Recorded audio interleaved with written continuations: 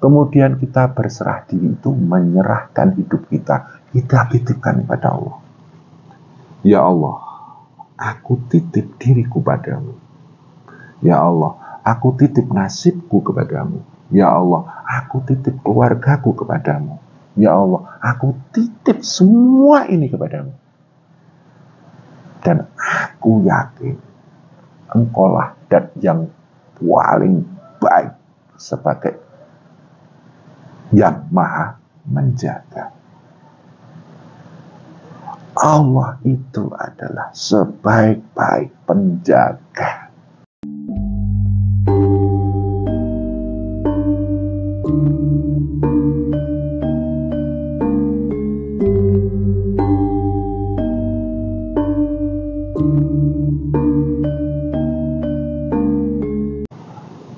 Masjid semesta pribadi itu ada di dataran aplikatif.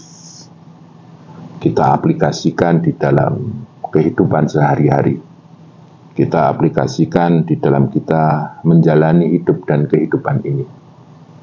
Kalau di dalam dunia kemajlisan, ilmu sufi itu erat hubungannya dengan hal-hal yang bersifat kontemplatif, meditatif, yang bersifat zikrullah, yang bersifat taqarruban.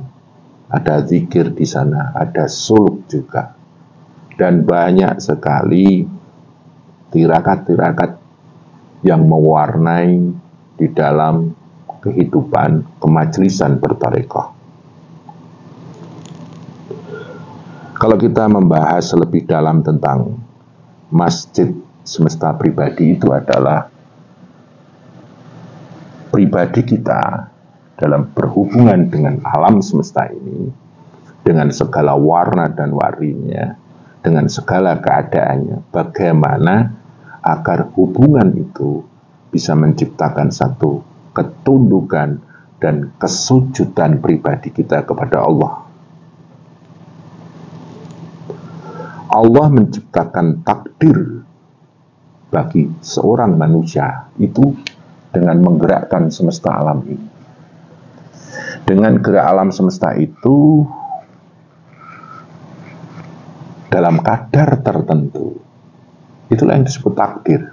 Dan kadar itu diberikan kepada seseorang menjadi takdirnya. Maka dari itu, pertanyaannya adalah, apakah takdir itu bisa melahirkan satu ketundukan dan kesujudan kita kepada Allah? Itulah hakikat dari masjid semesta pribadi. Dalam aplikasi kasus per kasus, contohnya begini. Ketika kita dalam keadaan duka cita, banyak beban, banyak masalah, banyak impitan, gesekan dan tabrakan, juga benturan. Kita menghadapi sesuatu yang tidak mengenakkan. Seorang yang membangun masjid semesta pribadi, mereka tidak hanya fokus di dalam penderitaannya. Memang berat, memang sulit kita menghadapi keadaan itu. Tapi jangan hanya fokus pada titik penderitaannya. Jangan hanya fokus pada titik duka citanya, duka laranya. Kita harus sadar bahwa semuanya itu tidak lepas dari campur tangan Tuhan, campur tangan Allah.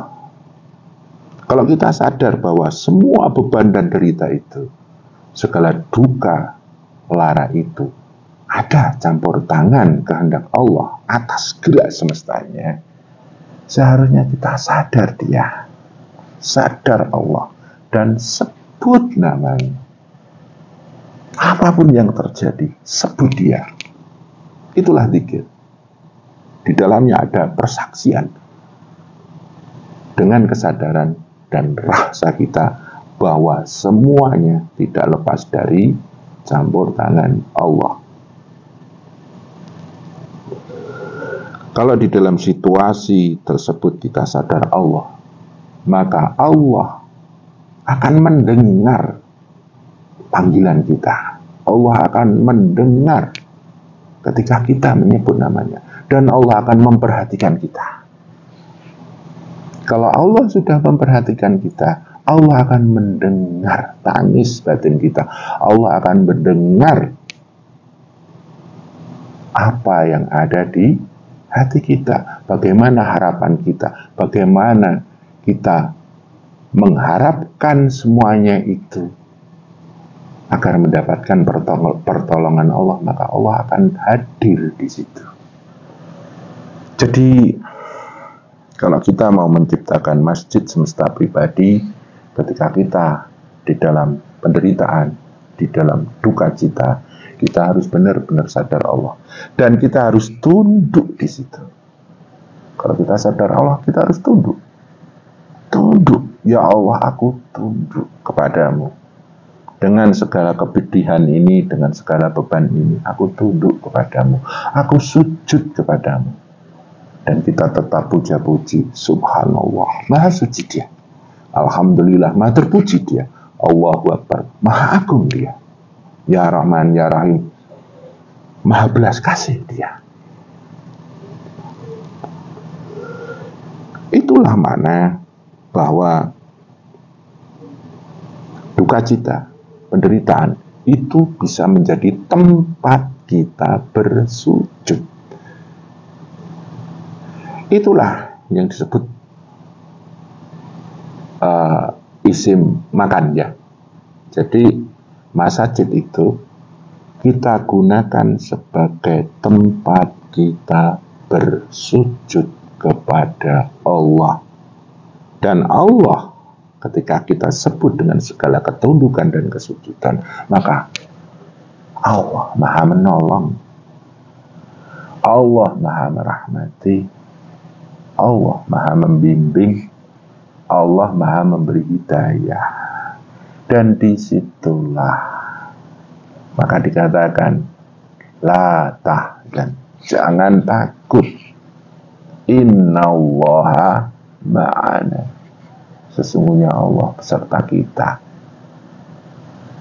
kita, dan kita selaku hamba mempersembahkan ketundukan dan kesujudan. Ini jarang orang mikir, Mas. Kalau lagi hidup nggak enak, waduh, fokusnya ke ngeluh, grantes, sambat, menggerutu. Ya mungkin dirasa awal itu wajar, kita manusiawi. Cuman cobalah kita mengatur ketenangan di situ, mengasah ketenangan di situ, mengolah jiwa di situ, dengan bagaimana kita menggugah rasa kita agar sadar Allah, bahwa Allah punya campur tangan di keadaan kita saat itu. Inilah yang disebut masjid semesta pribadi di dalam ketika kita mendapatkan duka lara, duka cita, atau penderitaan. Begitu juga ketika kita sedang mendapatkan kebahagiaan. Jangan mentang-mentang kita kaya, kita mulia, kita dihormati, atau mungkin kita mendapatkan satu keadaan yang benar-benar membuat kita senang, membuat kita bahagia, kita terus lupa pada Allah. Kita jadikan itu juga sebagai tempat kita bersujud. Masjid semesta pribadi. Engkau bahagia, engkau tercukupi, engkau bisa dimuliakan. Itu adalah hadiah dari Allah. Kita nampak baik karena keburukan kita ditutup.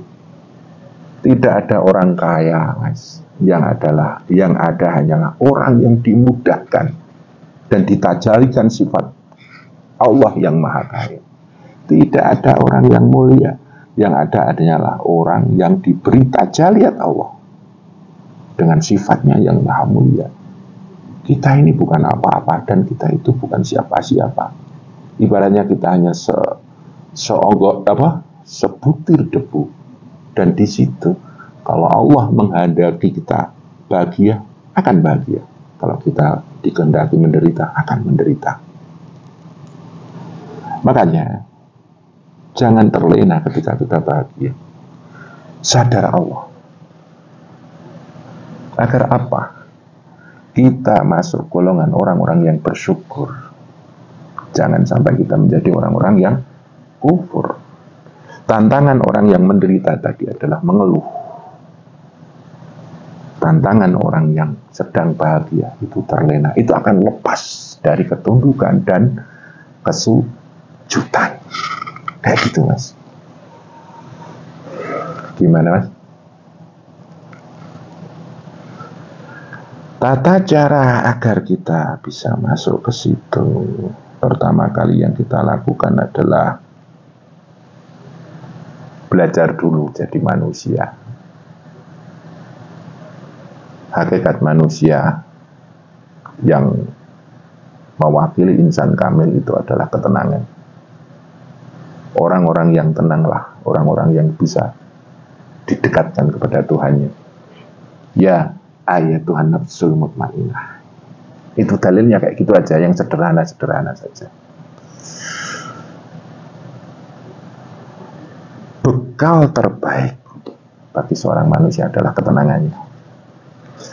Dengan ketenangan ini, situasi apapun, keadaan apapun, suka duka, duka cita, bahagia menderita, kita tetap tenang. Dan dari ketenangan itu kita bisa membangun rasa untuk sadar dengan Tuhan. Manusia itu bisa berkamuflase, bisa menyandang sifat-sifat selain dirinya. Secara akmalia, sifat dasar manusia yang terbaik adalah tenang. Tapi dia bisa menyandang sifat makhluk lain. Contohnya sifat jin, penasaran. Dengan hidupnya, dia penasaran. Karena ingin bahagia, justru dia penasaran dengan kebahagiaannya. Dia ingin lepas dari penderitaan, dia justru penasaran dengan penderitaannya. Bahkan banyak yang penasaran dengan cita-citanya, angan-angannya, kemauannya, keinginannya, kebutuhannya. Dia selalu penasaran. Penasaran dan penasaran. Karena apa? Dia punya sifat selalu kurang dan kurang, maka selalu penasaran terus. Dicukupi ini, penasaran pengen ini. Dicukupi ini, penasaran pengen itu. Dicukupi itu, penasaran dan penasaran terus. Itu berarti kita menyandang sifat jin, penasaran. Ada juga manusia menyandang sifat hewan. Apa itu? Rakus, serakah. Itu sifat hewan. Bahkan mungkin manusia lebih serakus dan lebih serakah dari hewan. Ngeri itu. Kemudian dia menyandang sifat setan, benci, iri, dendam, hasad.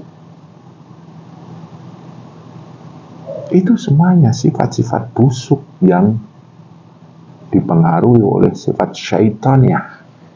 Makanya ada di dalam diri manusia itu sifat hayawaniyah seperti hewan, syaitaniyah seperti syaitan, kemudian seperti jin, penasaran tadi. Dan ada juga manusia yang menyandang sifat iblis. Apa itu? Kesombongan. Iblis itu dilaknat Allah karena kesombongannya ketika berhadapan dengan Kanjeng Nabi Adam alaihissalam. Nah, maka kalau kita sombong dan akhirnya terputus dengan rahmat Allah, itulah disebut kita menyandang sifat iblis. Kemudian ada sifat baik manusia, yaitu sifat malaikat ya. Jadi dia selalu tunduk, sujud, puja-puji sama Allah. Nah itu sifat yang baik. Makanya di situ ada banyak sekali malaikat-malaikat penjaga supaya apa? Menjaga ranah tauhid manusia. Ada Jibril, ada Mikail, ada Israfil, ada Israel. Makanya kadang kita sering diajarkan untuk menghadiahkan Fatihah ila hadrati jami'il malaikah khususon malaikatul muqarrabin wa khususon Jibril wa Mikail wa Israel Al-Fatihah, kan kayak gitu. Manusia itu makhluk yang luar biasa. Satu manusia itu berapa malaikat penjaganya? Ada Raqib, Atid, ada Munkar, Nankir, ada penjaga surga, Ridban, ada penjaga neraka. Jadi manusia itu dijaga banyak sekali malaikat-malaikat. Makanya Allah itu jelas Rahman Rahim pada kita untuk menjaga tauhid kita, menjaga ketakwaan kita dijaga oleh para malaikat. Nah, yang pertama adalah coba latihan jadi manusia. Makanya kalau kita sadar bahwa hakikat insan kamil adalah ketenangan, makanya kan di dalam ilmu-ilmu sufi selalu yang dibangun ketenangan dan ketenangan. Yang kadang kita dengar itu kok dulu ketenangan. Ya memang itu kita belajar jadi manusia. Nah, kembali ke topik masjid semesta pribadi tadi. Satu, jiwa kecil kita tenang. Kedua, kita punya sifat-sifat malaikat. Maka kita akan terbimbing secara alami, tertundukkan, tersujudkan. Lah, dengan semua unsur-unsur kehidupan kita, kalau kita bisa tetap tunduk dan sujud, berserah diri pada Allah, maka disitulah kita selalu dekat dengan ridho Allah. Di dalam dunia sufi yang terkenal adalah Ilahi anta maqsudi, ya Allah hanya engkau yang aku tuju, waridhoka matlubi, dan ridhomu yang aku cari. Karena apa? Kalau hidup kita diridhoi, maka hidup kita penuh dengan pencerahan, penuh dengan daya terang. Ciri kita hidupnya tidak diridhoi, penuh dengan kegelapan, penuh dengan penderitaan. Kalau diridhoi, penuh dengan kebahagiaan. Dan ini beranak pinak dengan segala aspek dan warna-warna dari bentuk kebahagiaan ataupun penderitaan. Itu membangun bangunan masjid semesta pribadi ini diajarkan oleh guru-guru tasawuf agar apa? Kita manusia agar istiqomah mengaplikasikan kesadaran kita kepada Allah. Syahadat namanya. Ketundukan dan kesujudan kita kepada Allah dalam kehidupan sehari-hari menghadapi warna-warna hidup, itulah aplikasi sholat. Kemudian kita mawas diri, mengendalikan diri agar tidak lepas dari masjid semesta pribadi itu, itulah puasa. Kemudian akhirnya kita mendapatkan hikmah-hikmah dari segala hidup yang kita jalani, mendapatkan satu manfaat, mendapatkan satu hidayah atau keberkatan. Itulah yang disebut zakat. Dan kita menyempurnakan hubungan kita dengan Allah. Itulah hakikat haji yang kita aplikasikan di dalam hidup dan kehidupan sehari-hari. Jangan sampai kita memahami yang namanya rukun Islam, syahadat, sholat, puasa, zakat, haji, atau umrah, itu hanya sebuah upacara sesembahan kita kepada Allah. Tapi itu harus kita aplikasikan di dalam kehidupan sehari-hari. Maka disitulah akhirnya Islam rahmatan lil alamin itu bisa merahmati alam semesta, semesta raya dan semesta pribadi. Ini masalah masjid semesta pribadi kayaknya pernah saya bahas di video YouTube saya yang dulu, cuman itu pendek. Nah ini mungkin ini bisa lebih memperjelas. Nah sekarang kita pertanyakan gini,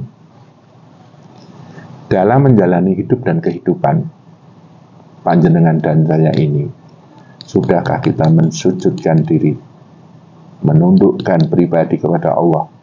Kalau belum, perjalanan hidup kita belum bisa menjadi tempat kita bersujud. Nah, lantas kalau sudah kita bermuhasabah, maka kita tahu titik prosesnya harus bagaimana, kan kayak gitu. Gimana, Mas? Nah, kalau sudah panjenengan itu bisa tunduk dan sujud kepada Allah atas segala situasi dan kondisimu, apa selanjutnya? Berserah diri. Jadi seandainya saya dalam keadaan tertentu, ya mungkin keadaan berat lah, keadaan sulit lah, ya Allah, aku tunduk kepadamu. Ya Allah, aku sujud kepadamu atas semua ini. Seberat apapun, sesulit apapun, bimbinglah aku untuk tunduk dan sujud kepadamu. Itu membangun kesujudan. Kemudian kita berserah diri, itu menyerahkan hidup kita titipkan kepada Allah. Ya Allah, aku titip diriku padamu. Ya Allah, aku titip nasibku kepadamu. Ya Allah, aku titip keluargaku kepadamu. Ya Allah, aku titip semua ini kepadamu. Dan aku yakin Engkaulah dat yang paling baik sebagai yang maha menjaga. Allah itu adalah sebaik-baik penjaga.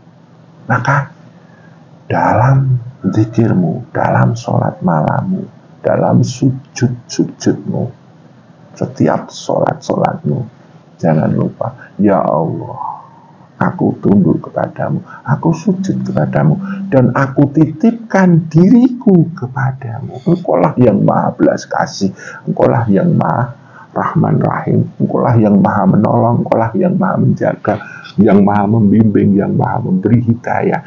Titipkan jiwamu pada Allah. Disitulah terbangun satu keakraban antara diri kita sebagai seorang hamba kepada Allah sebagai Tuhan kita. Dan disitulah yang disebut dengan tangga-tangga tauhid.